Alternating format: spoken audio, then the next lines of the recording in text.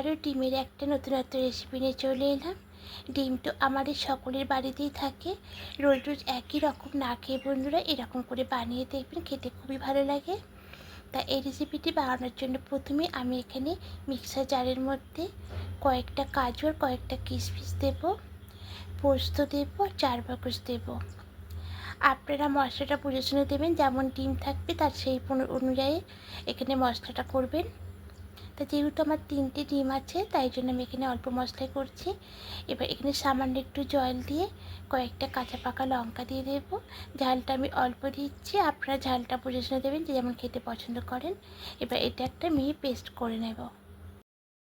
এই বাটির মধ্যে 2 চামচ টক দই সামান্য জল দিয়ে খুব ভালো করে ফেটিয়ে রেখেছি। এবার সামান্য একটু চিনি দিয়ে খুব ভালো করে মিশিয়ে নেব।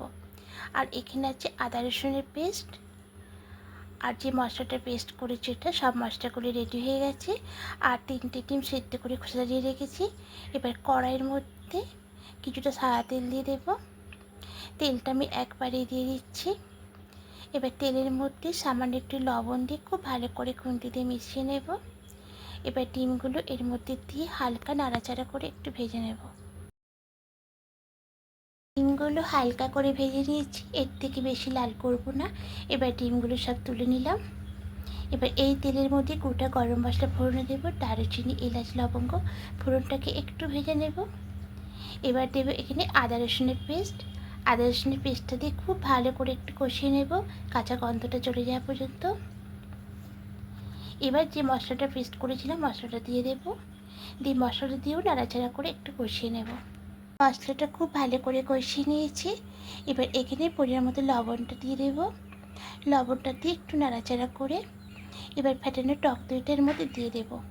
টক দইটা দিয়েও খুব ভালো করে নাড়াচাড়া করে 4-5 মিনিট একটু কষিয়ে নেব। মশলাটা খুব ভালো করে কষিয়ে নিয়েছি, মশলা থেকে তেল ছাড়তে শুরু করে দিয়েছি। এবার এখানে মশলা পেস্টের জলটা দেব।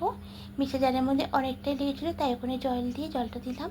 দিয়ে একটু নাড়াচাড়া করে নিয়ে এবার ভেজে রাখা ডিমগুলো দিয়ে দেব। ডিমগুলো দেওয়ার পরে আর একটু জল দেব, দিয়ে এবার খুব ভালো করে নাড়াচাড়া করে মিশিয়ে নিয়ে ঢাকা দিয়ে কিছুক্ষণ হতে দেব। ঢাকাটা খুলে নেব, একটু নাড়াচাড়া করে নেব। গ্রেভিটা মাখো মাখো হয়ে এসছে, রান্নাটা একদম রেডি। এবার এটা অফ করে দিয়ে অন্য একটা পাত্রের মধ্যে নামিয়ে নেব। তো বন্ধুরা এরকম করে একবার বানিয়ে দেখবেন ডিমের এই রেসিপি, খেতে আপনাদের আশা করি ভালোই লাগবে। ভালো লাগলে অবশ্যই কমেন্টে জানাবেন, লাইক করে দেবেন।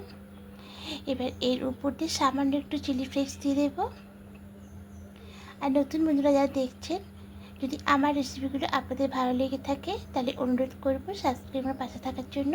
আমিও আপনাদের পাশে থাকবো, আবার কোনো রেসিপি নিয়ে চলে আসবো। আপনারা ভালো থাকবেন, সুস্থ থাকবেন। আজকের মতো টাটা।